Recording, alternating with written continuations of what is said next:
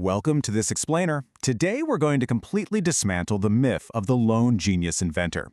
We're looking at the fascinating, incredibly competitive history of the automobile. When we look at the amazing machines sitting in our driveways today, it's so easy to just assume some brilliant scientist had a sudden eureka moment and built the first one from scratch in a garage. But the reality? It's far messier, much more cutthroat, and honestly a whole lot more interesting than that. So, let's kick things off with our central mystery. Who actually invented the car? Seriously, if you ask a room full of history buffs, you'll probably get half a dozen different answers.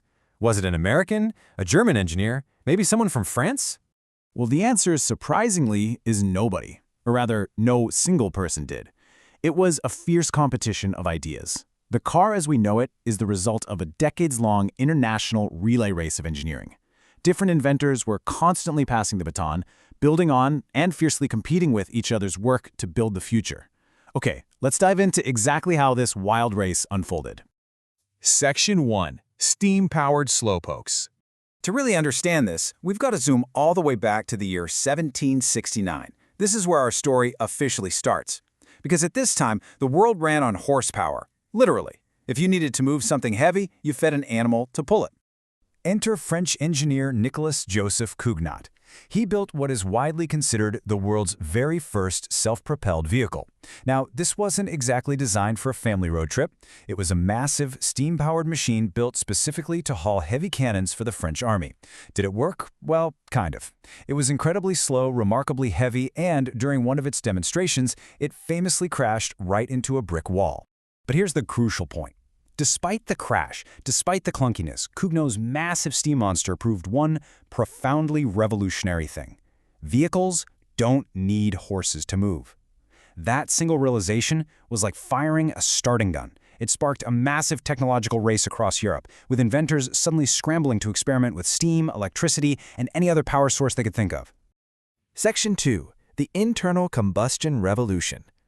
The thing is, steam could only take us so far. By the late 19th century, automotive engineering abruptly shifted gears entirely. This was a massive technological leap. Those early steam engines were bulky, super heavy, and incredibly slow. But then came the true breakthrough, the internal combustion engine. By burning fuel, like gasoline, right inside the engine to create motion, everything changed. Suddenly, vehicles could be built smaller, faster, and way more efficiently.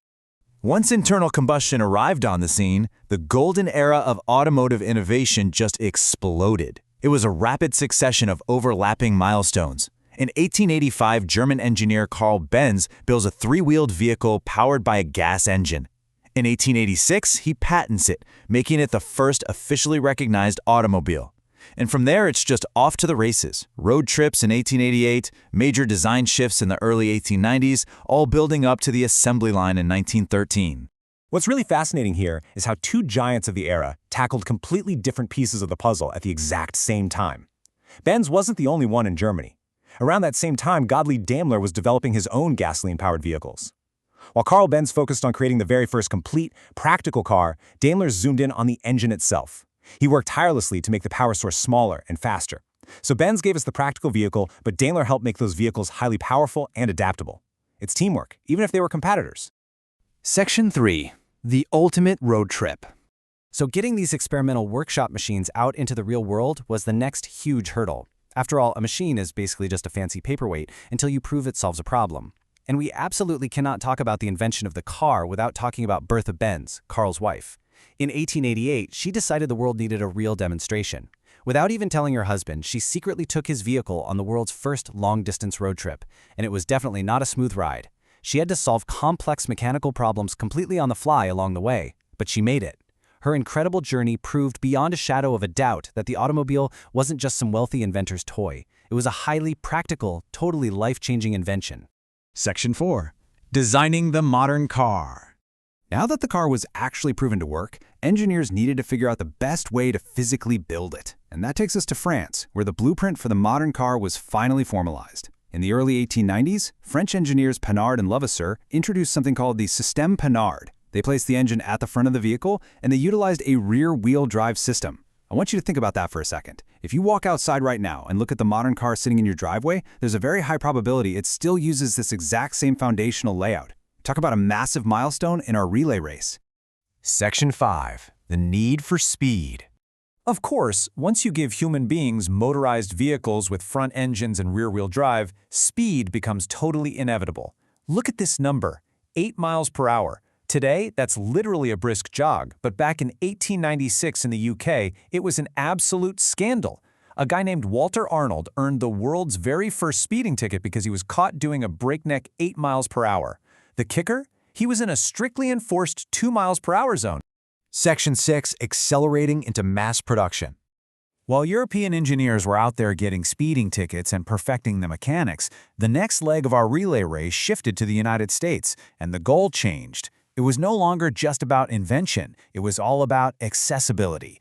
Enter Henry Ford. By the early 20th century, this competition had spread globally, and Ford absolutely revolutionized the industry in 1913 by introducing assembly line production. This was a total game changer. The cost to build a car plummeted, which meant he made cars affordable for ordinary people. Suddenly, the automobile shifted from a rare luxury item for the super-rich into an absolute necessity for everyday life. Ford literally put the entire world on wheels. And you know what? That fierce competition of ideas, it hasn't stopped. Just look at where we are today. The baton is still being passed. Our modern vehicles are packed with advanced safety features. Many are powered by electricity, which actually brings us full circle to those early pre-gasoline experiments, and some are even capable of driving themselves. They continue to completely shape how we live, how we travel, and how we connect with the world around us. So, to wrap this explainer up, remember, nobody invented the car alone. Cugnot, Carl Benz, Gottlieb Daimler, Bertha Benz, Panhard, Ford, they all ran this incredible centuries-long relay race together, and the race is far from over. Which leaves us with this awesome provocative thought from our source material. Who will build the first real flying car? Who knows? Maybe the next person to pick up the baton and build the future is someone watching this right now.